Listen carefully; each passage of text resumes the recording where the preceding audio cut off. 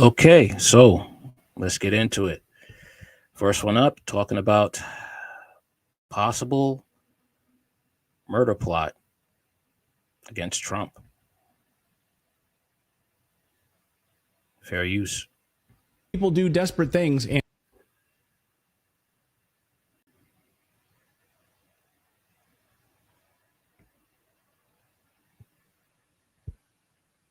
One second.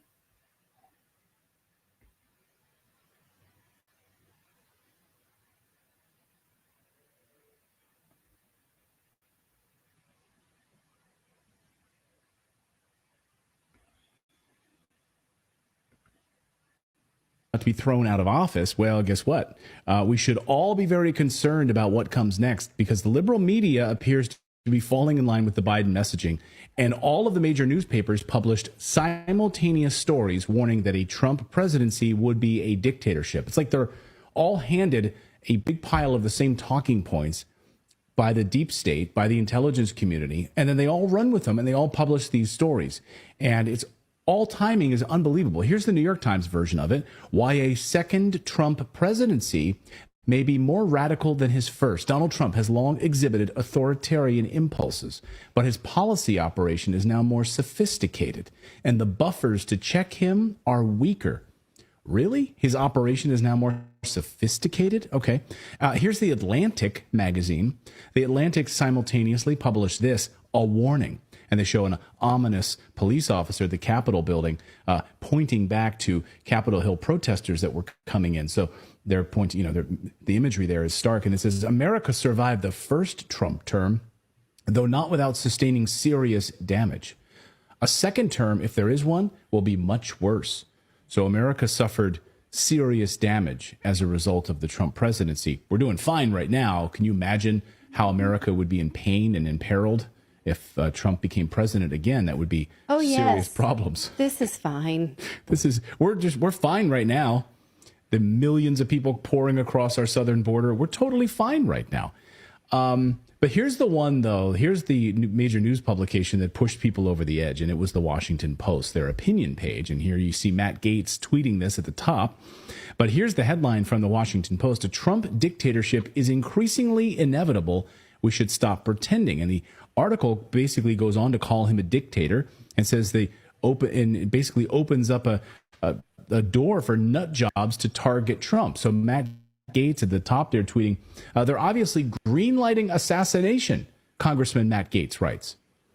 You're basically saying, hey, Trump could turn into Hitler. So we're putting out the warning to anybody who's reading this right now, wants to know this is what America could be facing. But America is facing a lot now with Biden, so they're not going to care.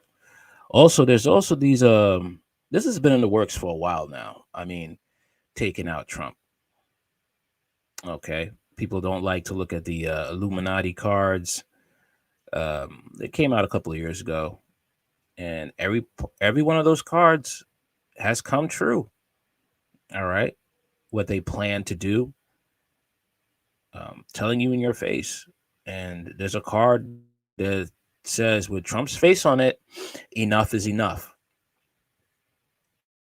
I don't want nothing bad to happen to Trump, because if something bad happens to Trump, we're going to deal with a lot of problems. There's going to be problems if something happens to Trump. Something like that, it could start, riots. Because you got a lot of crazy MAGA supporters who are in love with Trump. Never mind Operation Warp Speed. Never mind the many atrocities that Trump has committed. Okay. I'm not for Biden.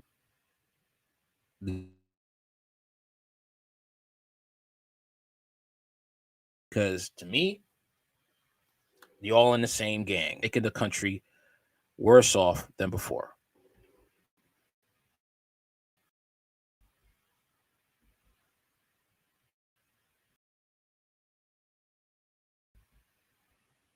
Okay.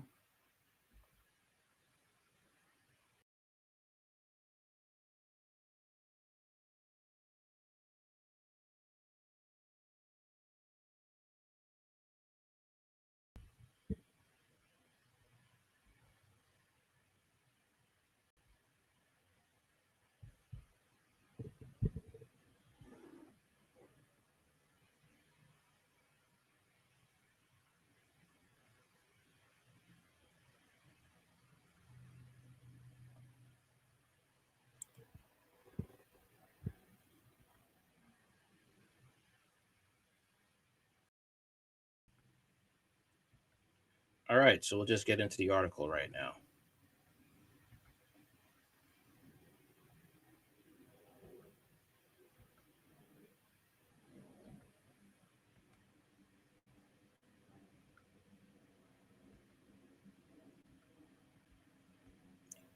All right. Matt Gaetz accuses media of greenlighting Trump assassination. Washington Post editor writes, most Americans may not care about move to dictatorship if they can go about their daily business, just as many Russians and Hungarians do not care.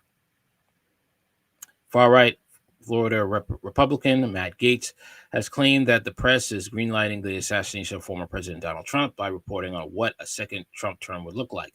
On Monday, Mr. Gaetz tweeted, "There's obviously greenlighting assassination," and included a screenshot from a Washington Post op-ed by Post Opinions contributing editor Robert Kagan, bearing the headline, "A Trump dictatorship is increasingly inevitable.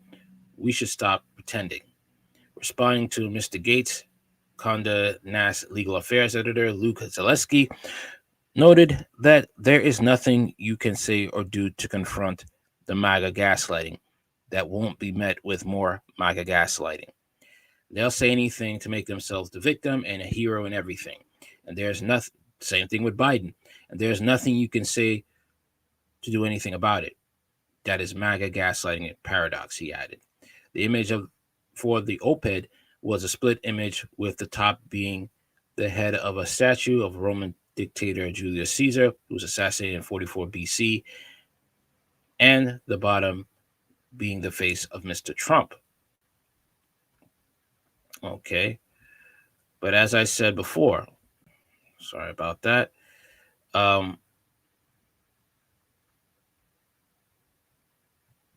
What's the difference between Trump and Biden?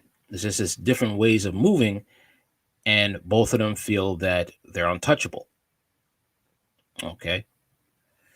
Mr. Kagan writes that the national mood less than a year before the election is one of bipartisan disgust with the political system in general. Rarely in American history has democracy's inherent messiness been more striking. In Weimar Germany, Hitler and the other agitators benefited from the squabbling of the Democratic parties, right, left, the endless fights over the budget, the log jams in the legislature, the fragile and fractious coalitions. He added, German voters increasingly yearned for someone to cut through it all and get anything done. It didn't matter who was behind the political paralysis either, whether the intransigence came from the right or the left. The Post editor goes on to say that the likeliness outcome of Mr. Trump's many upcoming trials will be to demonstrate our judicial system's inability to contain someone like Trump, and insteadly to reveal its impotence as a check should he become president. Okay. Indicating Trump for trying to overthrow the government will prove akin to indicating Caesar for crossing the Rubicon, and just as effective. Like Caesar, Trump wields a clout that transcends the laws and institutions of government. Based on the unswerving personal loyalty of his army of followers, he adds, Mr. Kagan argues that if Mr. Trump wins in 2024, he'll become the most powerful person ever to hold office, with the fewest constraints of any president, fewer if in his own first term. Would he even obey a directive of the Supreme Court, or would he instead ask how many armored divisions the Chief Justice has, he asks. Trump might not want to or need a third term, but were he to decide he wanted one, he has sometimes indicated, would the 22nd Amendment block him any more effectively from being president for life than the Supreme Court if he refused to be blocked, Mr. Kagan notes. Today, there is the whiff of a new Mr. McCarthyism in the air, he adds, noting that many baseless accusations of those not on Trump's side being communists. The Trump dictatorship will not be a communist tyranny where almost everyone feels the oppression and has their lives shaped by it. Well, Trump is a Zionist, and we know who he backs, who he's for. Okay?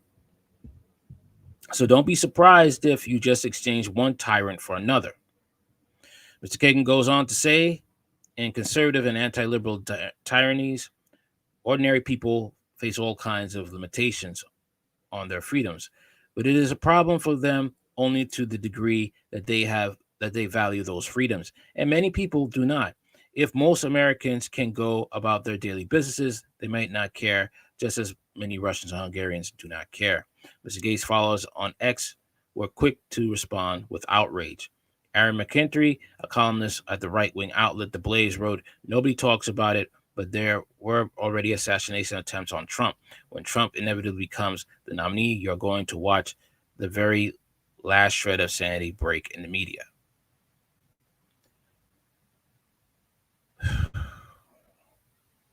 Who knows, man? Who knows? Okay. Because I'm telling you now, something happens to that man. All these fanatics in this country that are for Trump, they're going to lose their minds. Definitely are going to lose their minds. But let's talk about something else that you don't hear much about, what Trump backs. Okay. All right. Second.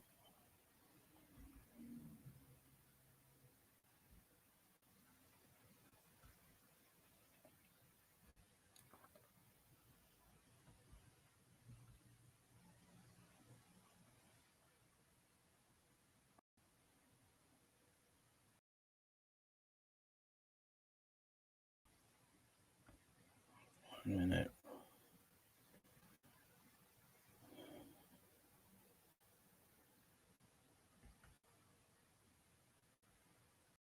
All right, here we are.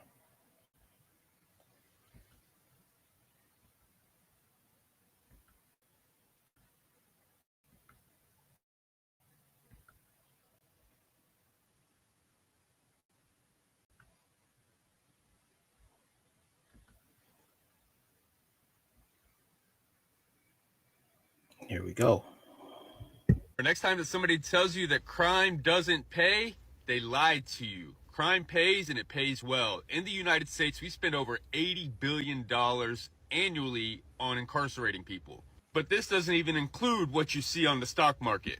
Here are 3 of the top prison stocks in the U.S. Number 1 is Core Civic. They own over 100 prisons and correctional facilities across the United States. Their main business model is to get government contracts with states. What they promise to do is operate their prisons at a more cost-effective and efficient way than the government would have done. But here's the catch. The problem is that it's under the condition that these prisons operate at full capacity. And this is why I say human beings literally become a commodity to be traded on the stock market. And when President Obama was elected, he started doing away with this. But there was a big push by Trump and the Republican Party to bring private prisons back. And if we're completely honest, private prisons only make up 8% of the prisons across the United States, but it's still a large enough number to make a difference. And this doesn't even include all the privatization within the government-funded prisons. These are actual operated and ran private prisons. Companies like CCA, or Corrections Corporations of America, profits off the warehousing of human beings. Another problem with these private prisons is they usually get the best inmates. Low-level offenders, people that don't cause many problems, and this often leaves the government-ran facilities at the highest risk for violence. The next one is Serco. Now, Serco is based out of the UK, but it still operates in North America and across the globe. They mainly offer a bunch of services within the prison, like health, transport, immigration, defense. And Serco's not the only company that operates within prisons. You've got companies like Global Telink, you've got Securus, you've got Aramark, you've got Keefe. And companies like this usually have a monopoly on the prison system because there's no competition once they get the contract until that contract is up. And they're able to price gouge. That's how a 15-cent ramen noodle is able to go for $1 in prison. That's how they're able to charge damn near $3 for a 15-minute phone call and $7 to watch a movie from 1996. The last one I'm going to talk about is the Geo Group, which they identify as a real estate investment company that invests in prisons and mental health properties all over the world. And again, this is another company that profits on the warehousing of human beings, where human beings become the commodity. And I could literally go on for an hour of all the predatory schemes that these corporations devise to profit off the warehousing of people.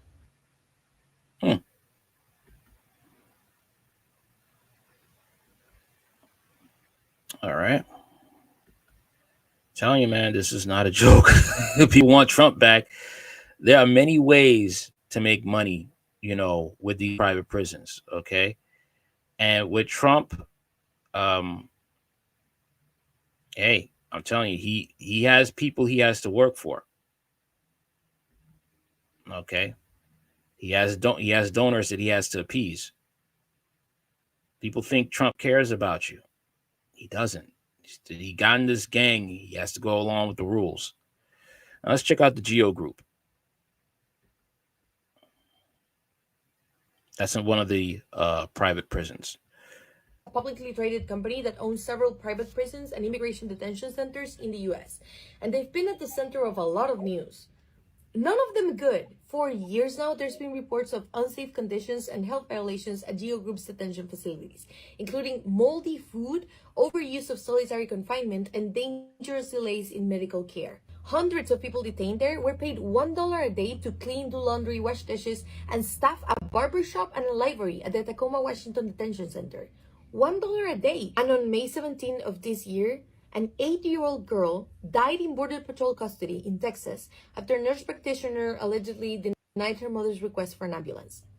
An 8-year-old girl dead. And I have to remind you, people in ICE immigration centers are not serving time for crimes. They are being held while an immigration judge decides if they should be deported. They're not criminals. They're just in a weird limbo after being forced to run away from their homes. And for that, they're being kept in subhuman conditions. Also this year, a lawsuit was filed against Geo Group for using toxic chemicals to clean the detention centers, causing inmates to get sick and suffer from persistent cough, throat and nasal irritation, skin irritation, rashes, headaches. And they even found blood in their saliva and they felt dizzy and lightheaded. And now they have to deal with long-term chronic health issues. Because of the exposure to the chemical, they were using a fucking pesticide.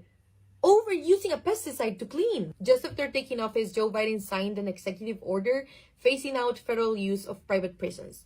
But the order didn't cover immigration detention. So Geo Group still exists and is still profiting at the expense of people's lives. Like I said, they leave that little part out there because the Democrats want to benefit off of it. That's cheap labor right there. Okay, that's cheap money for business owners to make.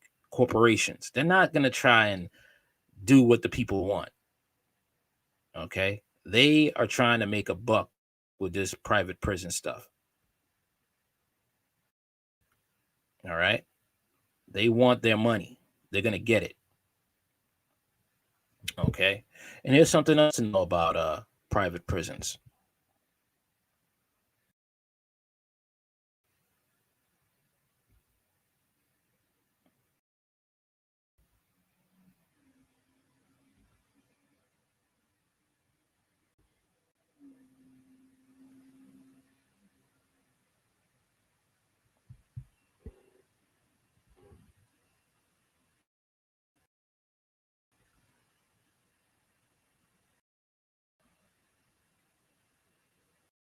Vanguard's a group that owns a privatisation of prisons. Yeah, okay. Same people. So they privatise. They're majority shareholders in these prisons. They own the prisons. Fuck it. We also own the majority shares in Warner Brothers Music. Let's now get Black Americans to rap music that's gangster and make it.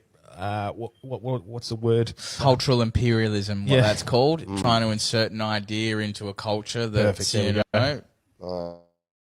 suits the ruling class. It's like, when hip hop used to be socially conscious, glorifies. Fuck the police and guns and riches. It's niches, all that crap. So it creates more crime, glorifies the crime, and then their prisons, because their government. Sorry, we speak about this at Bluntfield. Yeah, exactly. So those prisons, then they actually get a kickback from the government only if they're at a 96% occupancy. Let's play they that actually game. make money from having. Vanguard's a group that owns a privatisation of prisons. Yeah, okay. Same people. So they privatise. They're majority shareholders in these prisons. They own the prisons. Fuck it. We also own a majority shares in Warner Brothers Music. Let's now get black Americans to rap music that's gangster and make it.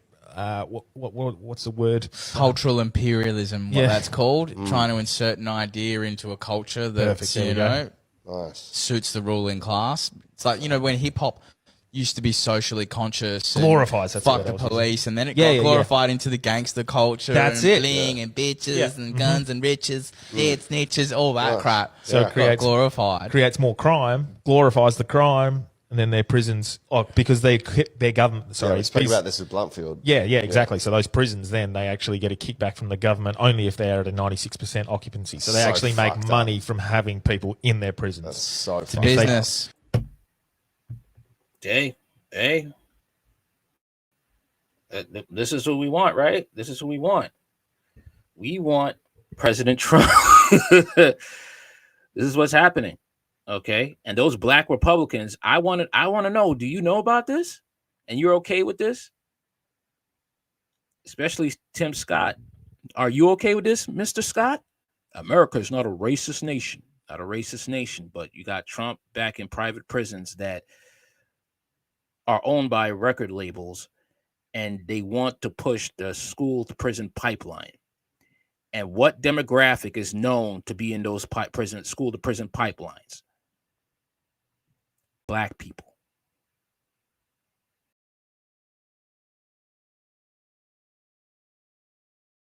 Okay. So let's get into one second.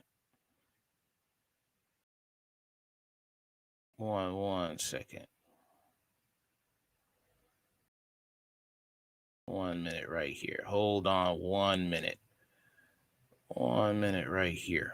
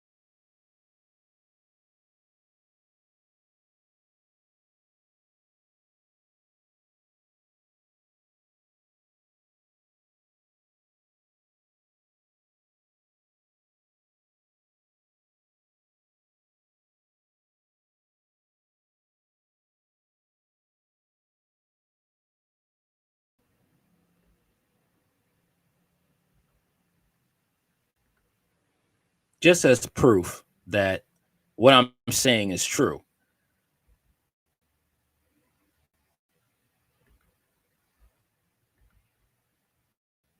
Here we go.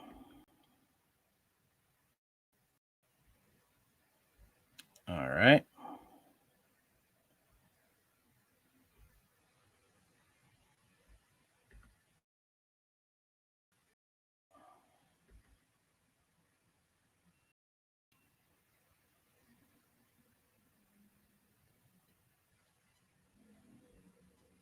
One minute. Wi-Fi problems. Sorry for the difficulties.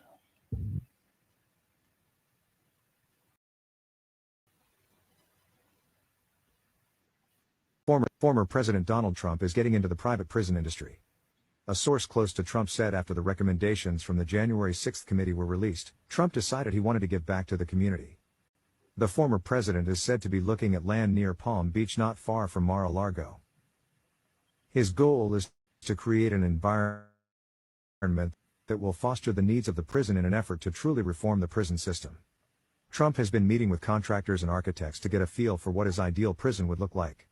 Each prison cell within the building will be 15 by 20 feet, and house one person each. The prison will have the capacity to house 15 inmates, a private chef and wait staff, housekeepers, housekeepers, and a gardener. The prison will also have a private beach and golf course. The Department of Justice is currently exploring bringing criminal charges against the former president for his role in the January 6th attack on the Capitol. Share your thoughts on Trump's prison reform vision. Visit theseekonkreporter.com for the full story.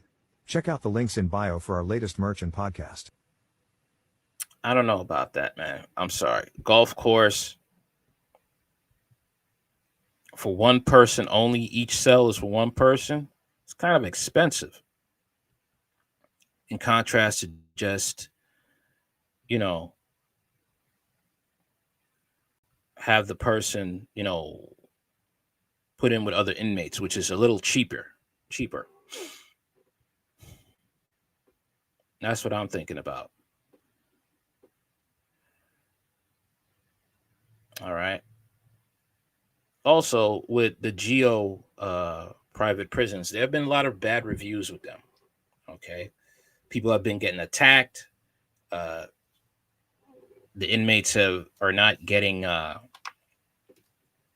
proper medical care. Staff is violent. Okay. There's a lot of issues with these private prisons that they are not telling you. Okay.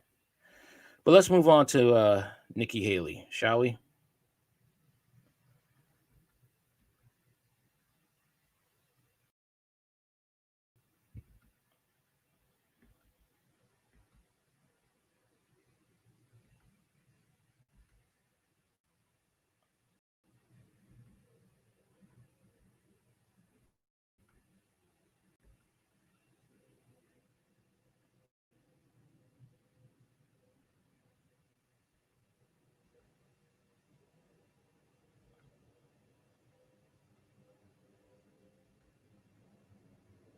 What do you want me to say about slavery?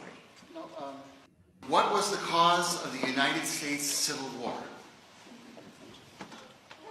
Well, don't come with an easy question or anything. I mean, I think the cause of the Civil War was basically how government was going to run, the freedoms and what people could and couldn't do. What do you think the cause of the Civil War was? I'm sorry? I'm not running for president. I wanted to see your view on the cause of the Civil War.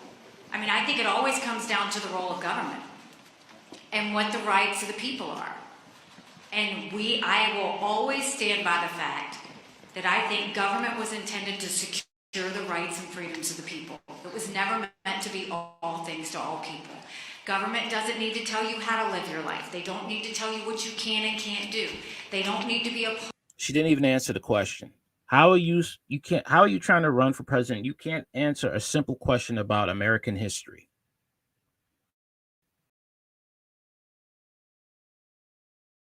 Play this again. What do you want me to say about slavery? No, what was the cause of the...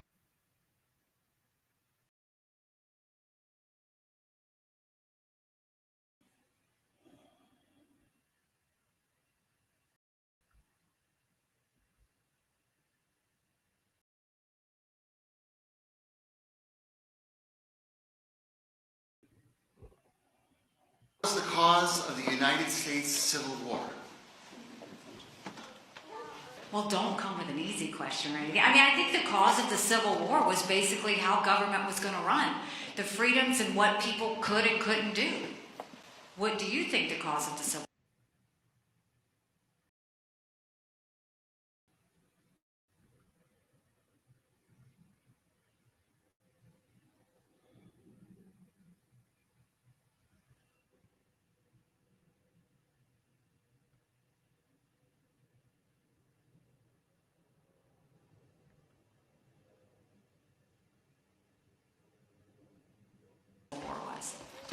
I'm sorry? I'm not running for president. I wanted to see your view on the cause of the Civil War. I mean, I think it always comes down to the role of government and what the rights of the people are.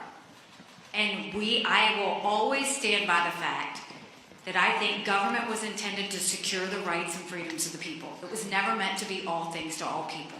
Government doesn't need to tell you how to live your life. They don't need to tell you what you can and can't do. They don't need to be a part of your life. They need to make sure that you have freedom. We need to have capitalism. We need to have economic freedom. We need to make sure that we do all things so that individuals have the liberties so that they can have freedom of speech, freedom of religion, freedom to do or be anything they want to be without government getting in the way. Thank you. And in the year 2023, it's astonishing to me that you answer that question without mentioning the word slavery. What do you want me to say about slavery? No, you've answered my question. Thank you. She couldn't read it. She had such disdain for black people, such disdain. And Republicans are for this. Okay, they are for saying slavery, was a, they want to erase this part of history. Okay. She could not answer this question. She didn't have, it's not like she can't answer this question. She doesn't want to. And I bet you there's not many blacks within the Republican Party willing to challenge her about this. Why couldn't you answer this question? Why? Why couldn't you answer, okay, the reason why for the cause for the Civil War, because the South wanted to keep their way of life, which was beating, raping, and selling human beings with black skin. That was the reason why they had the South was trying to depart from the Union and stay departed from the Union. Abraham Lincoln, no, it wasn't in the kindness of his heart to free the slaves. Whether I get the slaves by bringing the South back in the Union, okay. If I don't get to free the slaves, but I get the South back in the Union, it's fine by me. Okay? Either way, all Lincoln wanted was the South back into the Union. That is it. Lincoln also said that he wanted whites to be the dominant power in society. He did not think blacks could be equal to whites. He wanted a dominant power structure, and he wanted the whites to be in power. Okay? That's what he wanted. You could look it up. He actually said those words.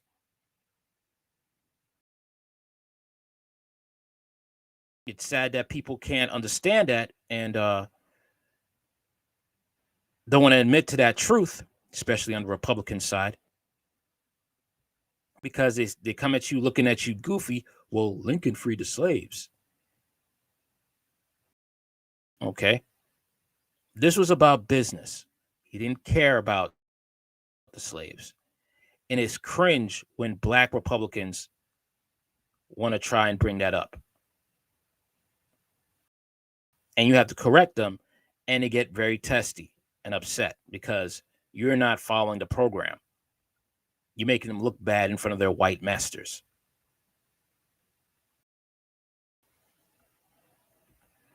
And as usual, okay, when a Republican or Democrat screws up in this regard, they really try to do damage control.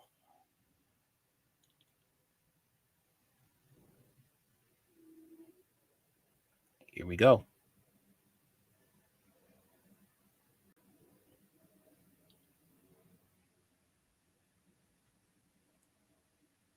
Here at home into politics now. Republican presidential candidate Nikki Haley on the defensive tonight for what she left out when she was asked about the causes of the Civil War. Ryan Nobles has this one.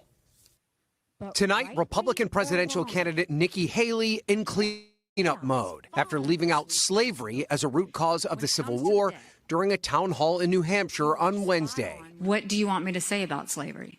No, you've answered my question. Thank you. Next question. Haley spent Thursday attempting to explain what she meant. Of course, the Civil War was about slavery. And make clear the role slavery played in American history. We know the Civil War was about slavery, but it was also more than that. It was about the freedoms of every individual. Her opponents seized on the comments. President Joe Biden responding, quote, "It was about slavery." And GOP rival Ron DeSantis arguing she isn't ready for the big stage. The minute that she faces any type of scrutiny, she tends to cave. As governor of South Carolina, even racist Joe Biden could say that. Okay, if you don't vote for me, you ain't black. Racist Joe Biden could say it was about slavery. Okay, but she can pull it off. All right. Haley pushed for the removal of a Confederate flag on display on the Capitol grounds after a mass shooting at a black church in Charleston, carried out by a white supremacist. It's time to move the flag from the Capitol grounds. She made that decision after intense pressure by African American leaders in the wake of the massacre. The firestorm comes as Haley is gaining ground on the clear frontrunner, former President Donald Trump. Trump has routinely used divisive rhetoric and recently made racist comments about migrants and minority groups. They're poisoning the blood of our country. That's what they've done. But Trump's controversial words have done little to change the trajectory of the race. And these comments come at a make-or-break moment for the Haley campaign, with polls showing Donald Trump leading by more than double digits, and just 18 days to go before Iowa and less than 30 days before New Hampshire.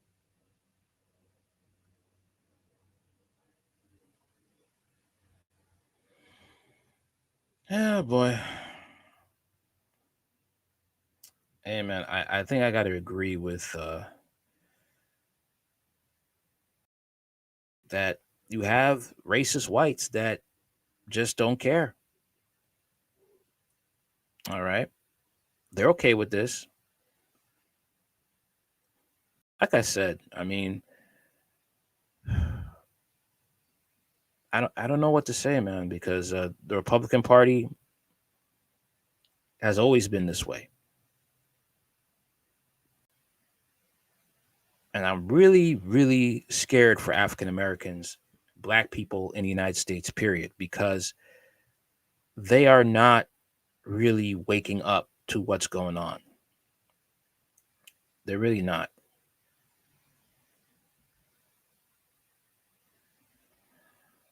All right, on to another serious crisis right now, and that has to deal with the migrants.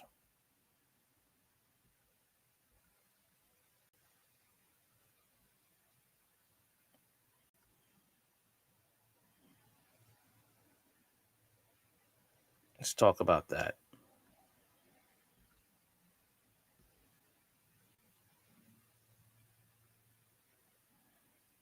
Okay.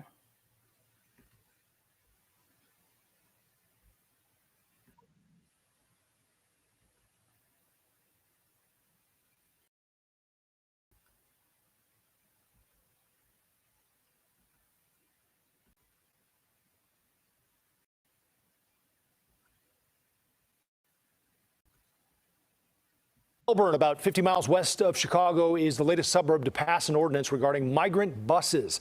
Earlier this month, the bus showed up unannounced. The village says that incident used up all of its police resources at the time. The new ordinance requires prior approval and 5 days notice. It also requires background checks for passengers over 18 and only allows one bus per operator per day. There's a $750 fine if the rules aren't followed. Mexican immigration officials have started clearing tents along the Rio Grande River. It began as U.S. officials met with Mexico's president to discuss the border crisis. They say they are working with Mexico to limit the number of people trying to come in. Today, Chicago Alderman Brian Hopkins talked about how this issue is affecting the city of Chicago. We're seeing communities destabilized. We're seeing an influx of new residents who simply don't have a place to reside. The impact of the local shelters is having a detrimental effect on the quality of life for local residents. We're seeing crime go up, property values go down. It's creating a political crisis as well as stress between communities, and it's simply unsustainable. Hopkins' comments come a day after Chicago Mayor Brandon Johnson and others made a joint plea for more help from the federal government. Hopkins says, fortunately, it's going to be too little too late. That's what I see here.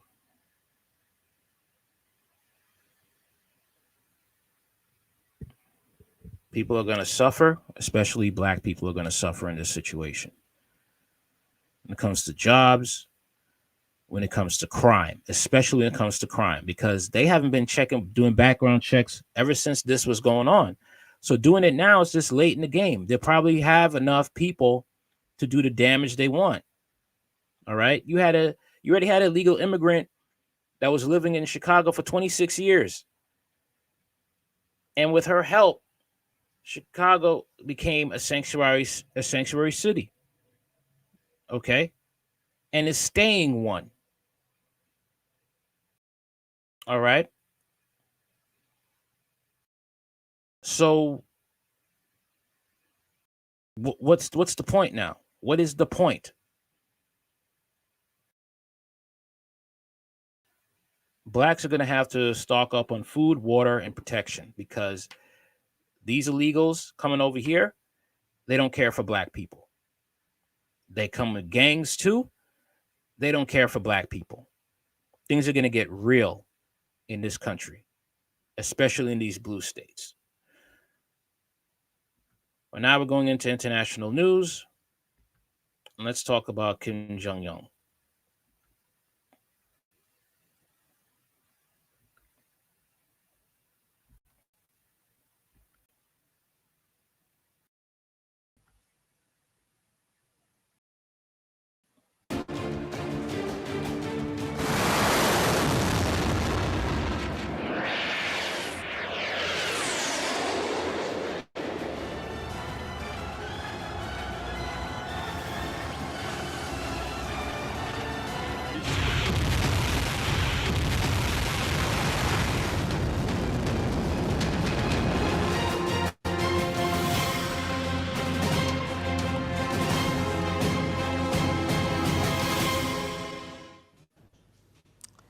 That's another nation constantly on the brink, North Korea. Their Supreme Leader Kim Jong-un has issued a diktat. He has asked the country to quote-unquote accelerate war preparations. Again, the announcement came during North Korea's annual review. The Hermit Kingdom's leadership is looking back on all the work done in the past year. They're holding meetings to plan next year's budget and agenda. And this meeting is where Kim issued the war readiness order. He says the preparation is necessary because, and I'm quoting, because of unprecedented confrontational moves by the US. So he's citing American provocation for this military buildup. Here's our report. It's a busy week in Pyongyang for the North Korean government. Senior leaders are pulling up in their Mercedes-Benz limousines. The cars are technically banned in North Korea because of sanctions imposed on luxury goods, but it seems they're easily available to the top North Korean officials. All these senior Workers' Party of Korea leaders are gathering in the capital for a year-end review. Every year, there's a plenary meeting of the party's Central Committee. This year is no different. The senior leadership has gathered to present their reports and, of course, praise the visionary policies of their supreme leader, Kim Jong-un.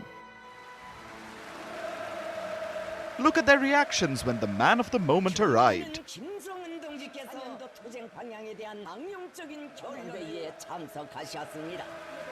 The excitement and the devotion. Kim had to wave to them and tell them to settle down.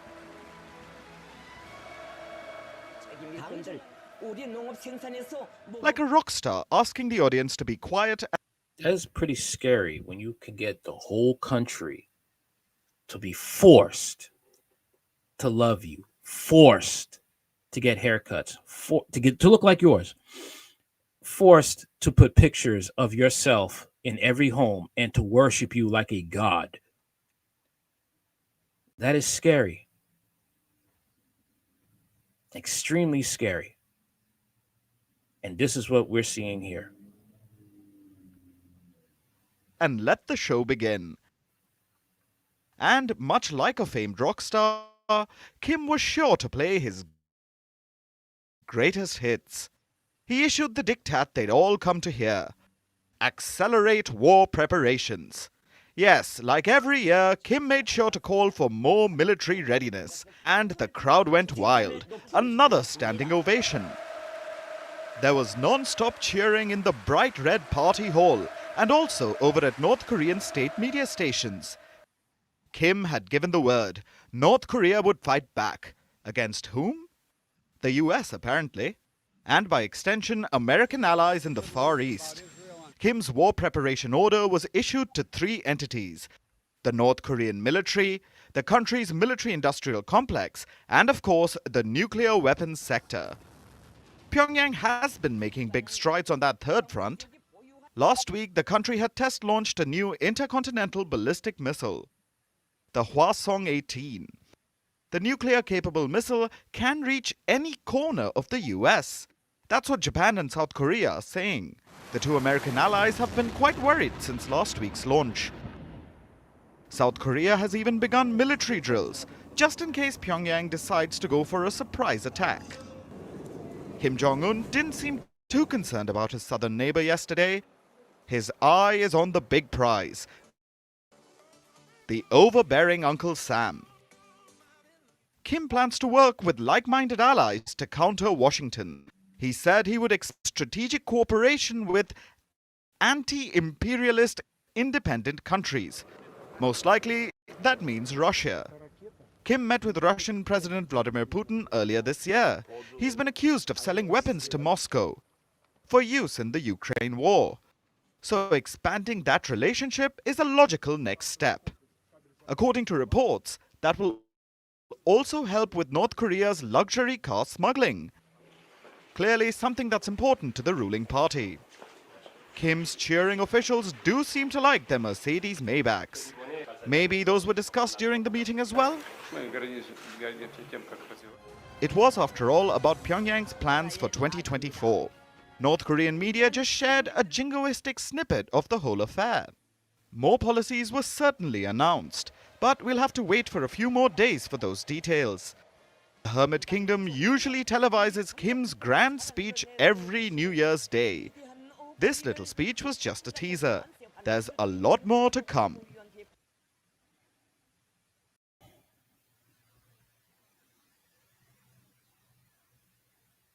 There's a lot to think about here, about how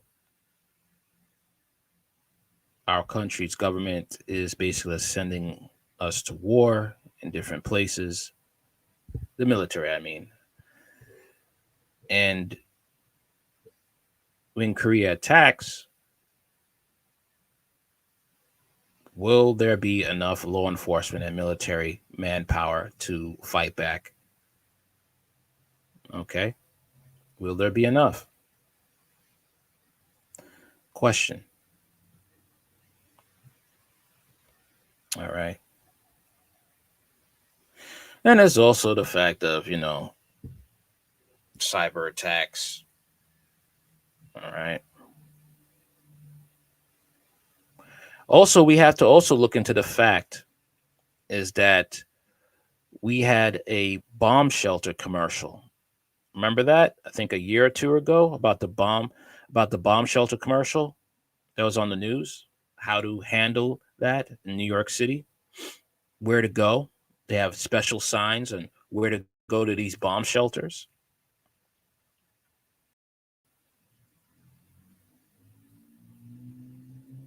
Like I said, something to think about. There's a lot of things that they're not telling us that we should prepare for. Now let's talk about this madness at Tesla. Let's talk about that.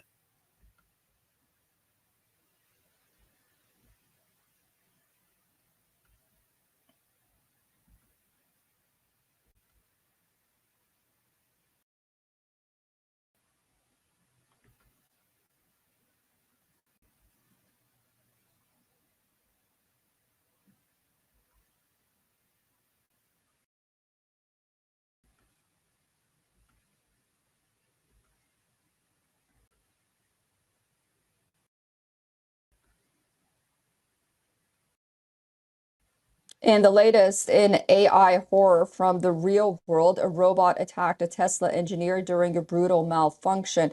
According to a 2021 injury report by Tesla, the shocking incident took place at Tesla's Texas factory. The 2021 report said that witnesses saw the robot pin the engineer working on nearby robots. A malfunction led the robot to sink its metal claws into the worker's back and arm, leaving a trail of blood across the factory floor. The details were revealed in Tesla's 2021 annual compliance report to the Travis County and federal regulators. The injury report revealed an open wound on the engineer's left hand. The report revealed that Tesla gave 0 days off to the injured worker for recovery. Such incidents raise concern. Wow. This man was injured in his back and arm, and you did not. Wow. Just remember, Elon is trying to bring back company towns. Remember that he's working in Texas right now to build company towns. This is the type of man that you have running Tesla. This worker is gravely injured, and you're not giving him a day off. Concerns about the risk of using automated robots in the workplace. Incidents like injuries at Amazon centers due to robotic coworker problems with killer droid surgeons and even violence from robotic chess instructors have ignited discussions about the swift integration of the new technology.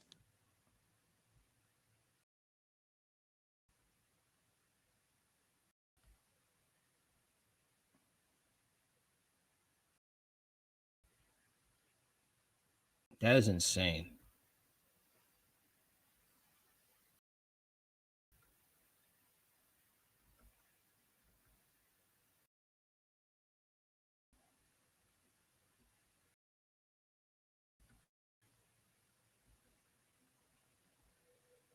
Let's get into this article right here.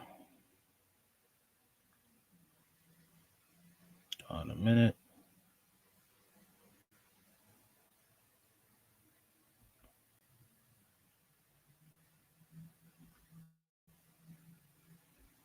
Tesla factory worker attacked by robot that dug its claws into the back and arm report. Tesla software engineer suffered serious injuries when he was attacked by a malfunctioning robot on the floor of the electric car maker's factory in Austin, Texas. Witnesses told the information last month that the robot, which was designed to move aluminum car parts, pinned the engineer and sank his metal claws into his back and arm, leaving a trail of blood along the floor. The engineer was programming software that controls robots whose job is to cut car parts from freshly cast pieces of aluminum. While the two of the robots were disabled so the engineer and his crew could work on the machines, a third was inadvertently left on, resulting in the attack 2 years ago, witnesses told the information. The news site said it obtained an injury report that was submitted to federal officials as well as to health authorities in Travis County. The engineer suffered a laceration and cut or open wound on his left hand, according to the information. The injury was apparently not severe enough to require employee to take time off from work. Delta declined to comment. Injury reports submitted to the U.S. Occupancy Staff and Health Administration allege that nearly 1 out of every 21 workers at the Giga Texas factory got hurt last year. In the automotive industry, the median injury rate last year was 1 in every 30 workers. Several current and former Tesla workers employed at the factory told the information that the company regularly cut corners on construction, maintenance, and operations in a manner that placed them at risk. Lawsuit time. Sources told the information that management's demands for speedy production have led to safety lapses. Witnesses reported that heavy machinery, including a crane, steel beam, and an air conditioning duct, have fallen near workers on car production lines. Records reviewed by the information found that workers at the factory fell ill after they were exposed to toxins such as pneumonia. In the summer last year, an employee's ankle was caught under a moving cart, forcing them to miss more than 4 months of work. Days later, another worker was struck in the head by a metal object, forcing them to miss 85 days of work, according to the information. Tesla employees at the factory said they witnessed forklifts collide with workers on assembly floor. On or around the New Year's 2023, water was accidentally submerged into molten aluminum used in casting area that produced the underbody of Tesla's Model Y, resulting in an explosion that witnesses reported sounded like a sonic boom, according to the information. The explosion sent a ball of fire and then smoke into the air and caused employees to run off in terror, according to the report. However, it is unknown how many people were injured, since that information is not included in documents submitted to safety inspectors in Texas, the information reported. Tesla CEO Elon Musk's company began construction on the factory in the summer of 2020. After the mogul was outraged by California regulators who limited business operations due to the spread of the coronavirus. In late 2021, Tesla was officially relocated its headquarters from Palo Alto, California to Austin, Texas. Musk has stated that he aims for the 10 million square foot facility to help produce 20 million cars annually by 2030. Construction at the Texas facility is ongoing. By the time work is finished, Tesla aims to employ 60,000 people there. Tesla has said it expects to spend up to $10 billion to complete the construction of the plant.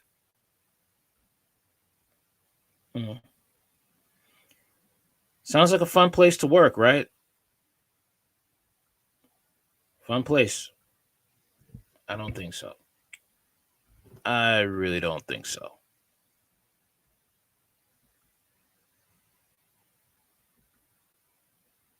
And not many people are looking into Elon Musk and seeing things about him that, are, not really kosher. That's what I would say. It's not really kosher about Elon. Okay. But let's get into the story on Israel now. Let's get into that.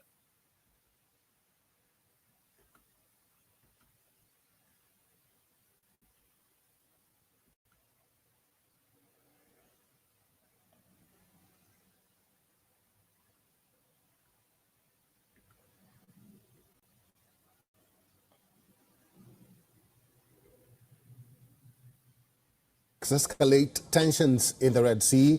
Israel's ongoing military operations in Gaza continue to witness a pushback by Yemen's Houthis on the maritime front. And this time, the onslaught went on for 10 long hours. The latest Red Sea standoff, U.S. says that its fleet in the West Asian region shot down 12 attack drones and 5 missiles launched by the Houthi rebels. The American Central Command says the strikes did not cause any injuries or damage to the ships in the area. But the 10-hour-long assault by the Houthis once again shows how potent the threat is. The Iran-backed group also amped up its attacks on other fronts, targeting Israel's port city of Eilat. Listen to what representatives of both sides had to say. كما نفذ سلاح الجو المسير. The Air Force in the Yemeni Armed Forces carried out a military operation with a number of drones against military posts in the al-Rashrash and other areas in occupied Palestine. An IDF fighter jet successfully intercepted today a hostile aerial target over the Red Sea on its way to Israel. The target to Israel. The Houthis firing towards Israel is an act of terrorism. It is an act executed with Iranian guidance, with Iranian intelligence and munitions. The Houthi attacks do not end here. On Tuesday, they also targeted another commercial vessel, the MSC United, as it passed through the key trade passage. Rebel leaders say that the ship crew did not respond to multiple warning calls. For weeks now, Yemen's Houthi rebels have launched attacks after attacks on what it says are Israeli-affiliated vessels that are accused of carrying fuel and military equipment for Israel. Yemen's proximity and stronghold over the key Bab al-Mandab Strait in the Red Sea has made it difficult for ships and tankers to pass through safely. The attacks have disrupted global trade flows, with shipping firms and oil companies saying they would avoid the route. Even after U.S. announced a multinational naval task force, the Houthis have only ramped up their attacks in the region. U.S. says that in the past month alone, the rebel group has launched over 100 attacks and 14 commercial vessels have already been targeted so far. For the Houthis, there is one non-negotiable ask. The attacks in the Red Sea will halt when Israel's military aggression in Gaza comes to an end. But as each day passes, the threat of a greater war spillover continues to loom over the crucial Red Sea corridor.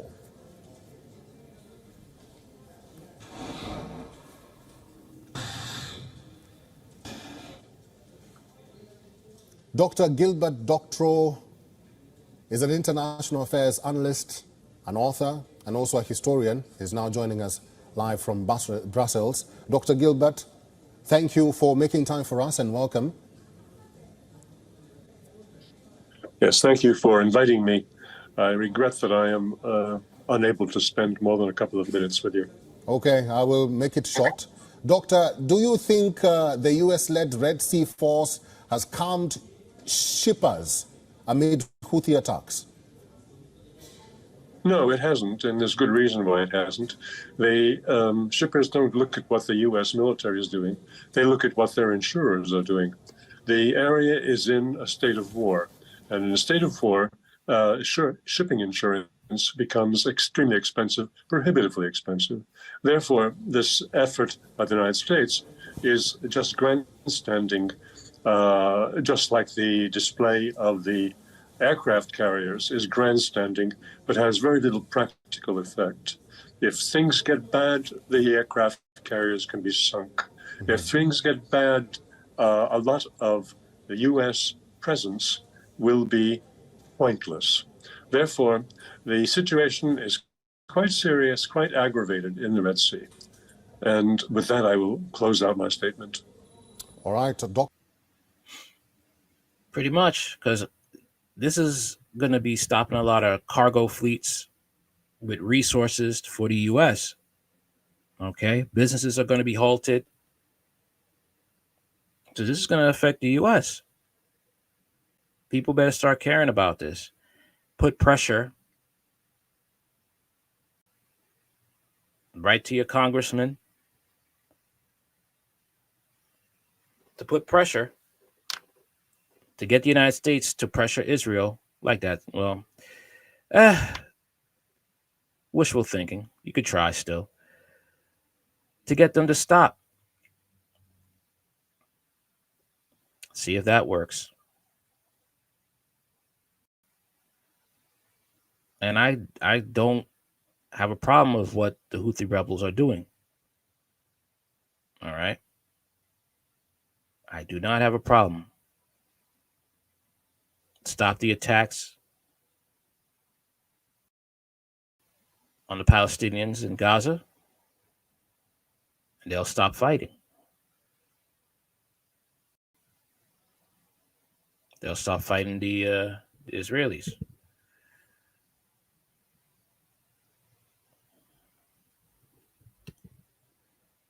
Let's look into another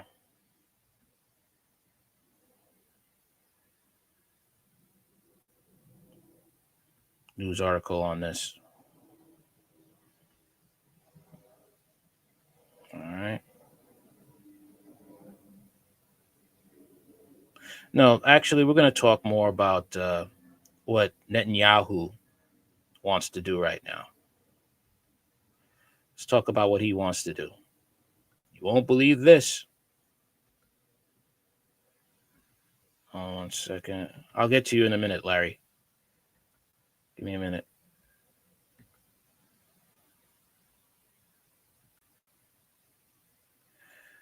Yeah. Liberal politicians don't pander to obese and meth-addicted rural Americans for votes. Christian nationalists stand with Israel. See, that's my problem with Christian nationalism. It's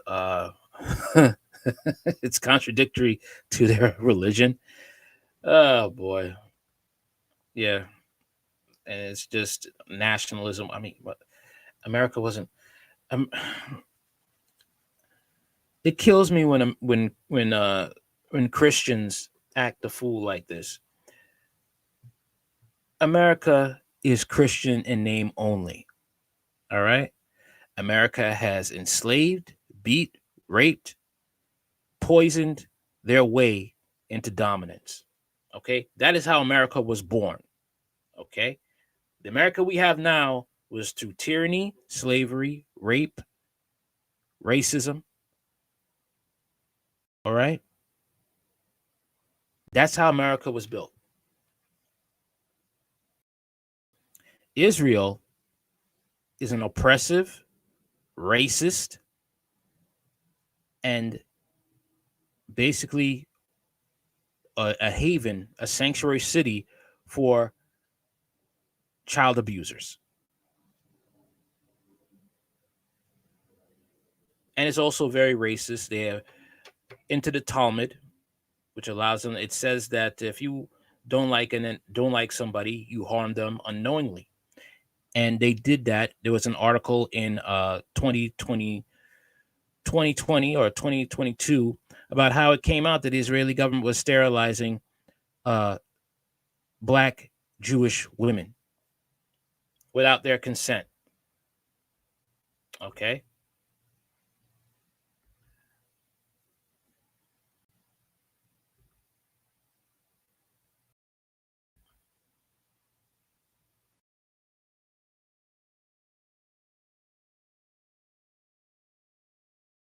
That's Israel. Okay. I mean, now they've had discussions. You can look these videos up online about how now the Israeli government is trying to say we can no longer be tolerating our country being a sanctuary city, a place of sanctuary for child abusers, rabbis who abuse, and even in Israel, rabbis who abuse kids. They go from one synagogue to another, very much like the Catholic Church. All right. Very much so. But always know when they say about Christian nationalism, it's basically white power. Okay. Because understand who was the demographic that used minorities, enslaved them. They enslaved blacks to build this country. They enslaved blacks to build the White House. Okay. Who was the demographic that used manifest destiny, okay, to slaughter the Native American and take their lands and push them on reservations? What demographic? It was white people. Racist white people. Okay.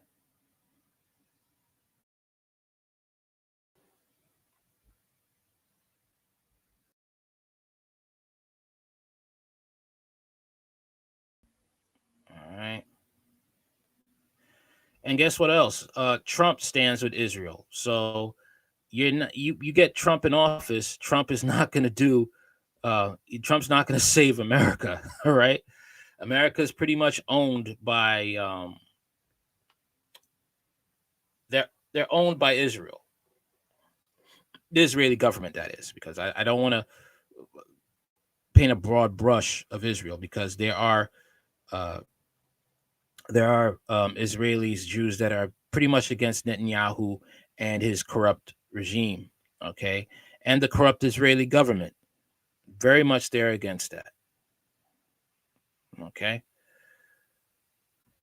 But let's get into what Netanyahu has to say. This is very much like the Russian-Ukraine war, and they want Western nations to, remember how they wanted Western nations to open their borders to Ukrainian refugees, and what happened with those Ukrainian refugees? They started tearing up the place, tearing up Western nations. Netanyahu says Western nations must take in millions of Palestinian refugees. Israeli Prime Minister Benjamin Netanyahu has demanded that Western countries take in millions of Palestinian refugees who are fleeing Gaza. Our problem is countries that are ready to absorb them, and we are working on it, Netanyahu said during a meeting of his Likud party on Monday. The world is already discussing the possibilities of voluntary immigration, Netanyahu said, adding that a team must be established to ensure that those who want to leave Gaza to a third country can do so. It needs to be settled. It has strategic importance for the day after the war, he added. InfoWars reports this comes days after Israel's neighbor, Egypt, rebuffed Netanyahu's effort to ethnically cleanse Gaza by pushing Palestinians into its territory. Egypt claimed that as the IDF operations expands, Israel would push Palestinians from Gaza to Egypt and not allow them to return after the war, Axios reported. Weeks after the Hamas attack, now remember now, Israel created Hamas. Remember that. So sending those Palestinians over to Western countries, and you don't know, and not every Palestinian is a good Palestinian. Just saying that.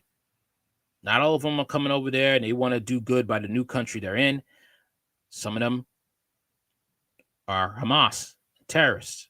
We already have the CIA has already said that we have sleeper cells in this country, terrorist sleeper cells. And they're unaccounted for. So imagine when you have Palestinian refugees coming to the US, coming to Germany, coming to Britain, coming to the UK, coming to Holland, coming to Switzerland. You see where I'm going with this. Weeks after the Hamas attack on Israel, an Israeli intelligence concept paper was leaked, which outlined a plan to displace millions of Palestinians from Gaza into Egypt and Jordan. The document proposes moving Gaza's civilian population to tent cities in northern Sinai, then building permanent cities and an undefined humanitarian corridor, the Associated Press reported. A security zone would be established inside Israel to block the displaced Palestinians from entering. The report did not say what would become of Gaza once its population is cleared out. Once the population is cleared out, they can start drilling for that oil that is under the Gaza Strip. That's what this war is really about. That's why they're fighting so hard to push them out. This is just another leg of the globalist Great Replacement migration plan to flood the West with populations that are incompatible with its values. You're going to see a lot of war and strife. A lot of immigrants are going to be taking jobs that minor skilled workers need, okay? And blacks better start caring about this, all right? You better start caring about this because you think there's racism now with the Hispanics coming over here. The migrants, you're going to have a lot of racism with the Palestinians, okay? Because guess what? Both Israel and Palestine do not like black people. They treat their black Palestinians very poorly. And that type of racism is coming over to the U.S. All right? Even in their religion, okay? Muhammad did not like blacks. He owned and sold black slaves, called them raisin heads. Even in Palestine, they have a type of candy where it's called raisin heads. All right?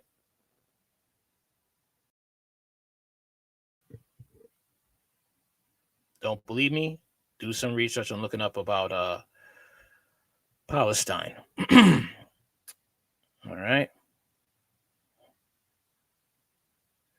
But let's talk about what's going on in Ukraine right now.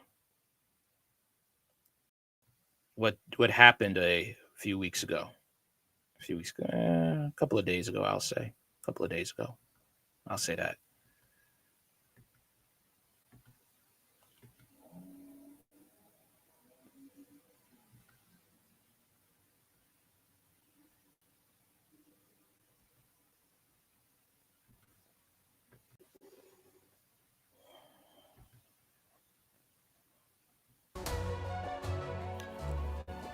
Hello, Namaskar. This is First Post and you're watching Vantage with me, Palki Sharma.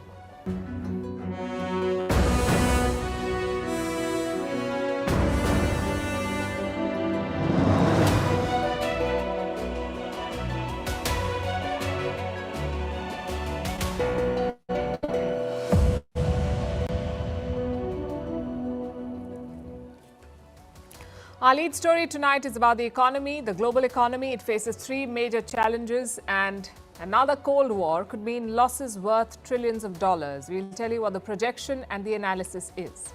Meanwhile, in Europe, Viktor Orban pulled off a stunt. He's the leader of Hungary, blocking more aid to Ukraine and its EU membership. He is holding Brussels hostage and walking away with billions. We'll bring you all the drama. Also discussing the decline of Hong Kong, from one of the top financial hubs of the world to the only major market in the red. How China's policies are killing Hong Kong. Is Britain bankrolling Russia's war? Energy giant Gazprom is making millions from British territory, leading to an uproar in London. Can the US have a Hindu president? Vivek Ramaswamy was asked this question. His answer is winning him praises. We'll tell you what he said. In Africa, former French colonies are changing the French language. We'll tell you how. In India, the debate over menstrual leave after a question was raised in Parliament. We'll bring you all of these stories and more. The headlines first.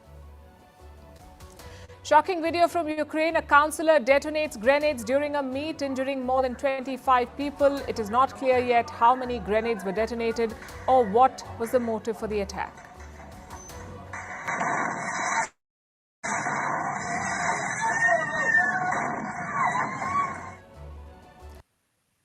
Wow. That is crazy. That's insane. All right. Dude just comes in there and just starts blowing up.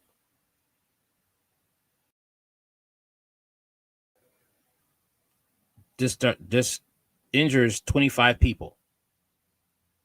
He was probably a veteran of the Ukraine war.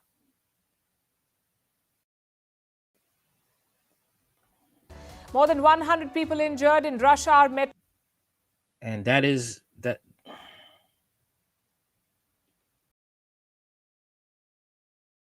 The thing is, though, and Zelensky still wants to come and beg the U.S. government for more money. He still wants to do that.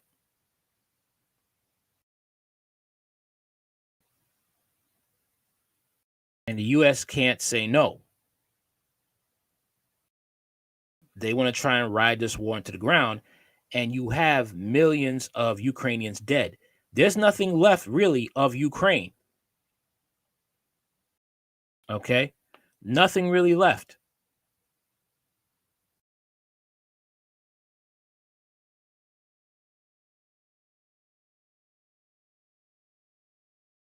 And you want to send more money. We have problems here. In America, we have a homeless epidemic happening. We have jobs being just disappearing. We have people tired of their businesses being looted by thieves, so they take their business elsewhere. Yet we want to give money to a neo-Nazi child sex trafficking country like Ukraine. I mean, Prince Andrew has also been caught abusing kids in a restaurant in Kyiv in Ukraine. But unfortunately, nobody's really talking about that.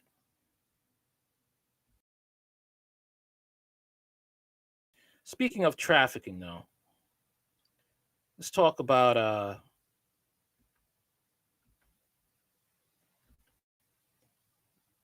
something really interesting here.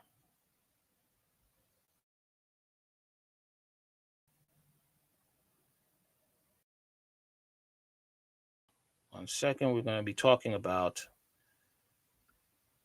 this particular story. 1 minute.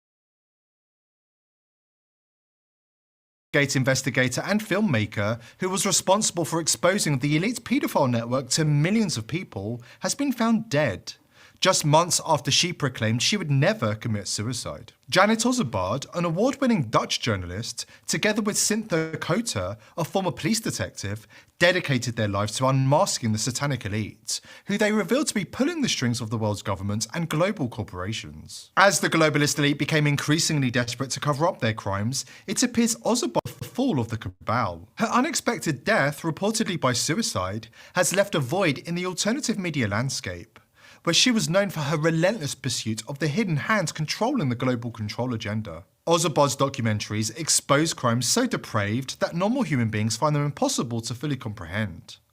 Yet, these crimes are the normal day-to-day practice for the global elite overlords, who are secretly waging war against humanity for their own enrichment. The secrecy put upon them is hard to deal with.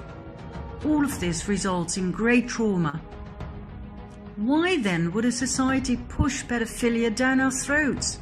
Bit by bit, step by step, normalizing it so that we grow to the idea instead of reject it. Why create a society of traumatized people? Why are pedophile logos used in children cartoons?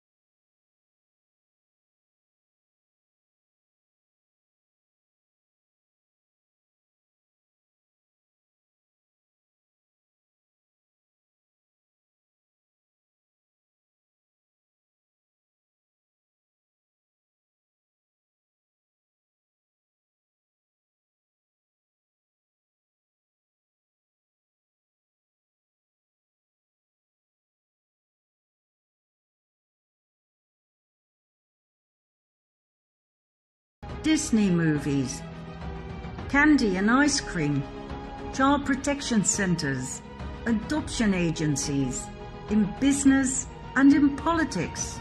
Media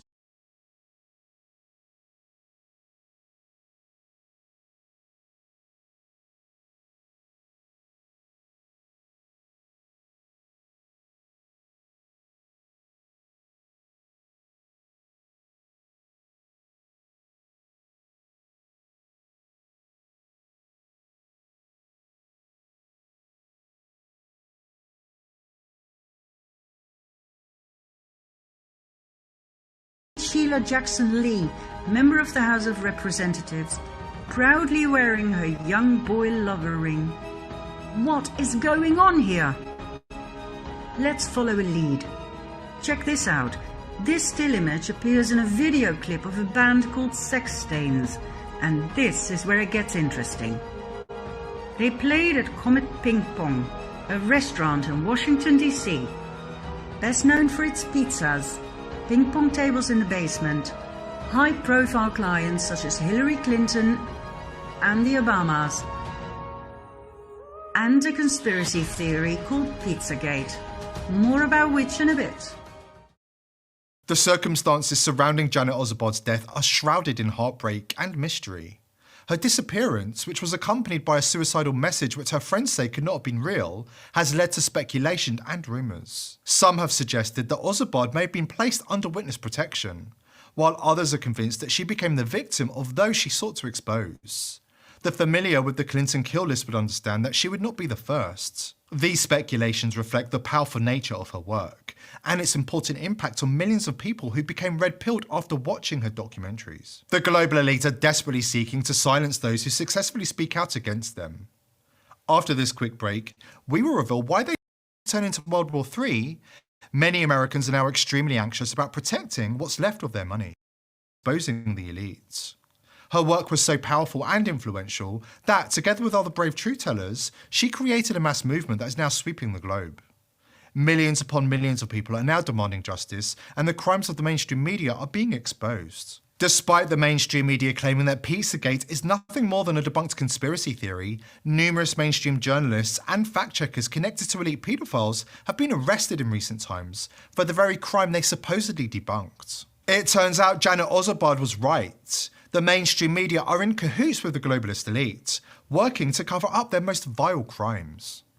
In November, a mainstream journalist and close friend of John Podesta, who bragged about debunking Pizzagate, was arrested on a slew of sickening child sex charges. Slade Somer, editor-in-chief at The Recount and friend of former Hillary Clinton campaign chair John Podesta, was arrested for raping multiple toddlers and babies. But it gets even worse. Somer was not the first mainstream journalist arrested on child sex charges after previously doing the devil's work and debunking Pizzagate on social media. James Gordon Meek, a 10-year veteran reporter at ABC News, who also bragged about debunking Pizzagate, is now facing life in prison after being convicted of a sickening array of child sex crimes. In case anybody thinks these cases are just a coincidence, this rabbit hole goes much deeper. CNN producer John Griffin, who produced numerous segments debunking Pizzagate for Chris Cuomo's once popular show, was sentenced to 19 years in prison in June for a slew of sickening child sex crimes in Vermont. Can the mainstream media still claim that Pizzagate is debunked, when those who are doing the debunking are now behind bars for the very conspiracy they claimed didn't exist? But it's not just the reporters and producers, it's the executives too.